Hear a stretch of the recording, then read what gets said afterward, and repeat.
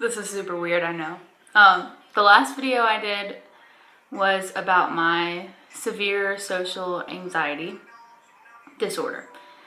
And it was on my laptop, which was so much easier than trying to use this antique iPod camera. But I currently can't find my charger for said laptop, so here we are. And I can't use my phone because I need it for something you'll find out in a minute.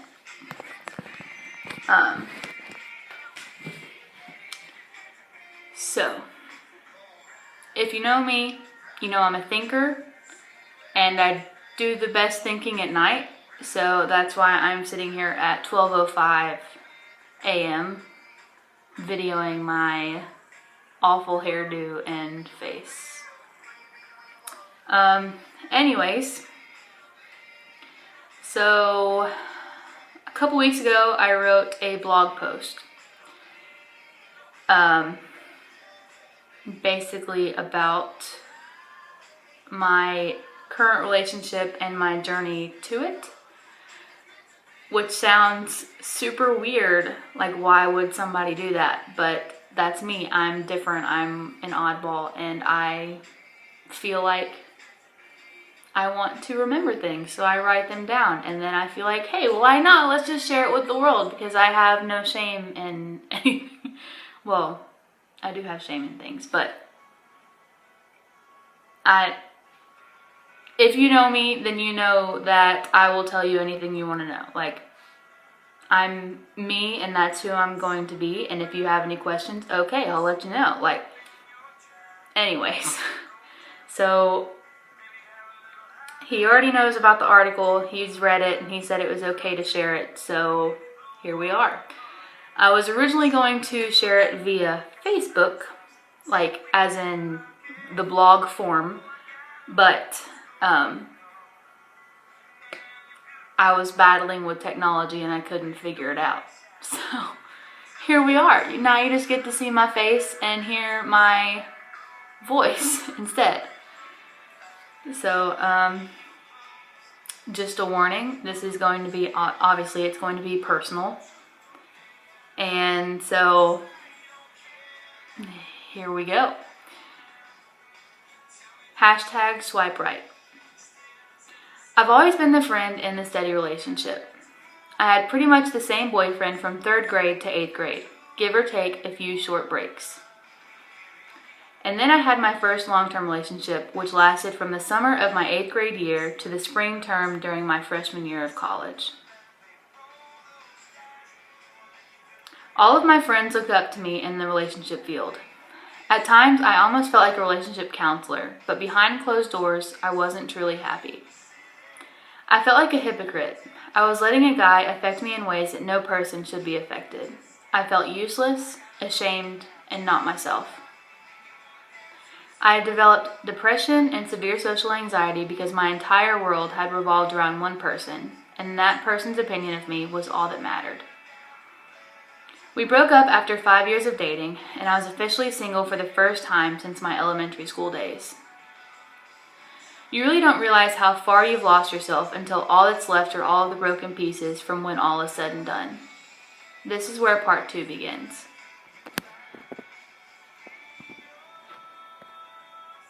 Okay. I battled the depression and severe social anxiety first. I met with a doctor, got some prescription medication, and pushed myself out of my comfort zone to help myself heal.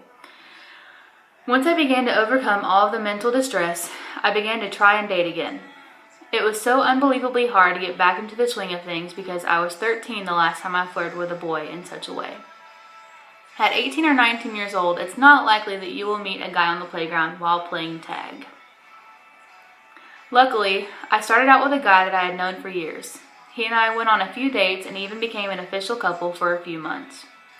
2 to 3 months into the relationship, I realized that he was more of a brother to me and I just couldn't keep leading him on, so I broke it off. The next guy I dated, I met through a couple of close friends. He and I hit it off pretty well and I found myself gaining real feelings for him. Unfortunately for me, he was one of those guys that wasn't ready for commitment. We dated on and off for probably a little over a year when I finally decided that the unsteady relationship thing was more harmful than helpful. This was my second hardest breakup because I really did like this guy. I was myself around him, he was funny, caring, and just an overall decent guy. He just wasn't mature enough or ready to settle down. So once again, I was stuck. At this time, I was 21, and I had no clue where or how to meet guys. I knew I didn't want to meet someone at a bar or a club because that's just not me.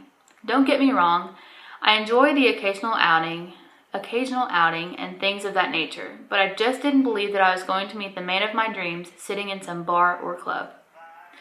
My family and friends tried to tell me that I had my standards set way too high and that I just needed to be more open. I blame the movies and books. I grew up on Disney and Nicholas Sparks, so I knew what I wanted in a guy. Funny, cute, family man, Christian, respectful, romantic, and enjoys the little things in life. Then there was my added wish list. Tall, a little meat on his bones, likes sports and the outdoors, preferably has a country accent, and drives a truck, etc. Anyways, one day I decided to download Tinder, and this is where the good part begins. If you're any bit tech savvy, then you've heard of Tinder. Tinder is an app on your mobile device that helps you make friends or find dates. Most people, though, use it just to find hookups and one-night stands. First of all, let me begin by saying that I have never been interested in either of those things. I'm a hopeless romantic that seems to have a little too much faith in this world. I downloaded Tinder because I was bored and I felt like it was my last real option.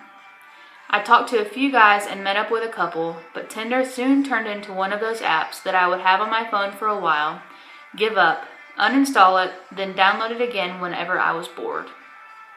If you don't know how Tinder works, then let me explain it to you. You create a profile with some pictures, a description of yourself, and just some simple basic information. Once you complete your profile, you are free to go and start swiping, aka going through other people's profiles and swiping right for like and left for no thanks, essentially. I had pretty much given up at this point. All of the guys that I had met on Tinder were complete duds, and I had deleted and reinstalled the app more times than I could count. On August 28, 2017, I was bored and lying in bed. I pulled out my phone, sighed, and got on Tinder. I remember his profile. There was something different about it. He had written in his bio, dedicated life to God, worked as a counselor for a camp called PALS, which is a camp for kids with Down syndrome. Baseball fan, although for the wrong team, I gave him the benefit of the doubt. Born and raised in the Bay Area in California, but currently resides in Mississippi, and attends Northwest Mississippi Community College, pursuing a degree in business and marketing. I know for sure that he said other things that caught my eye, but I remember these things being the main hold on a second points. In his pictures, I recall thinking that he had a nice smile, and bonus, he was tall. His focus picture was of him in one of his pals' campers. I remember looking at this picture over and over again because I know it takes a special someone to handle kids with Down syndrome. He had this beautiful goofy smile on his face that just pulled me in. He was a bigger guy, but not in a bad sense. He had a nice smile, the cleaned up scruffy beard look, buzz cut, and a ball cap. Normally, I wouldn't swipe right on anyone who wasn't from around here because I have no intentions of moving away from family. But with this one, I took a chance. I swiped right and we matched, meaning that he had swiped right on me too. We began messaging and using Snapchat to communicate, which eventually led to our first FaceTime and, of course, our first face-to-face meeting. He and I joke about our first in-person meet because, well, let me explain it to you. There's so much expected during a first date nowadays. People expect to hold hands, hug, and kiss all before you go your separate ways for the night. Some people don't even go their separate ways after the first date, if you catch what I'm throwing down. Those things stress me out beyond compare, and I remember that I did not want those pressures during our first date. I didn't want to spend the entire evening stressing over whether or not he was going to try to kiss me or make a move. I simply just wanted to get to know him better and enjoy the evening as two people meeting for dinner and ice cream. If you ask him, he will tell you right away that I friend-zoned him before we met that night. But as you heard above, as you just heard, that was not my intention. We met at Dairy Queen. I pulled up next to where he was parked and fearlessly got out of my car. I recall standing next to my car for a good minute waiting for him to get out of his and get the show on the road, but he seemed frozen in place. I smiled to myself because I found it cute to know that he was nervous too. We walked inside Dairy Queen and I ordered a chicken strip basket and he ordered ice cream. No food. The dinner conversation was fine. It was just your normal how was work and how was your day. Then once we were finished at Dairy Queen, we decided to go for a drive. We ended up sitting in his car behind one of the shops that he works at and talked for a while. We talked about everything under the sun, from previous relationships, our childhood and hometowns, our goals and ambitions, and school/work. I remember thinking then that there was something different about him. I have never had a guy be so open and vulnerable with me. He was telling me things that most people would take months and months of trust to talk about. He was also genuinely interested in where I came from and what I've been through, which was nice. Not many guys like to hear about your previous relationships, but he seemed to understand that my last relationship did a number on me and that it shaped most of my high school memories. The dog just entered the room. Go. Go. Go. The end of the night came and I could feel the nerves catching up to me. Although we had agreed beforehand that there would be no pressure, I couldn't help but be nervous. The date had gone really well. Please go. Thank you. The date had gone really well, so I wasn't sure what was going through his head when he walked me to my car. We stood there awkwardly for a while, but we eventually hugged and went our separate ways. I'll always laugh at myself for this because I know I had the stupidest smile on my face when the hug was over. He smelled so good, the hug was just so welcoming and comfortable. What a great, not a date. The next time we met up was a few days later, our first legitimate date. We met at his house. I was so nervous because I knew that I would be meeting some of his friends and family and that the dreaded yet exciting first kiss was inevitable. I met his mom right off the bat, and then we went upstairs to hang out for a while and break the ice. We awkwardly laid on his bed for a while cuddling, and then that's when it happened. The first kiss. I think it's safe to say that my nerves got the best of me, and I wasn't ready when it happened. He looked at me, leaned in, and I did nothing. I didn't pucker my lips. I didn't move forward. I just froze. Thankfully, we both managed to have a sense of humor about it, and let's just say that our kisses have much improved from that dreaded, awkward first one. The rest of the date went pretty smooth. We jumped in the car and headed to one of the newest shops he works at. There, I met some of his coworkers, his manager at the time, and one of his best friends. The main thing I remember from that date, other than the kiss, was that we rode with the windows down and music blaring. If you know me at all, then you know that 99% of the time, I ride with my windows down and the music up. I was in my happy place. My previous relationship had a lot of unspoken rules, and one of them was no singing along to the radio. This was different. We were both singing, good and bad, goofy and serious. I was smiling from ear to ear. 2 days after our first legitimate date, we became official. I will always remember this moment because I was directing traffic for the zoo's biggest fundraiser of the year, Zoo Rendezvous. September 9th, 2017 at 11 p.m., I was no longer single. I was happy and scared, but I also remember feeling a bit foolish. I had only known this guy for a week and a half, and I had just agreed to be his girlfriend. As crazy as it sounds, Something just felt right, so I jumped all in. Our relationship has been nothing short of perfect. As of today, June 9th, 2018, we have been together for 9 months. I guess you could say that our relationship progressed relatively quick. We met on Tinder August 28th, became an official couple September 9th, and said I love you September 28th. 1 month from finding his profile on Tinder, I knew I loved him. We've discussed the possibilities of marriage in our future since month 2 in our relationship, and I wouldn't have had it any other way.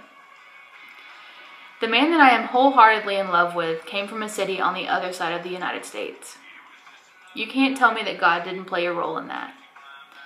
I am living in my own personal romance novel.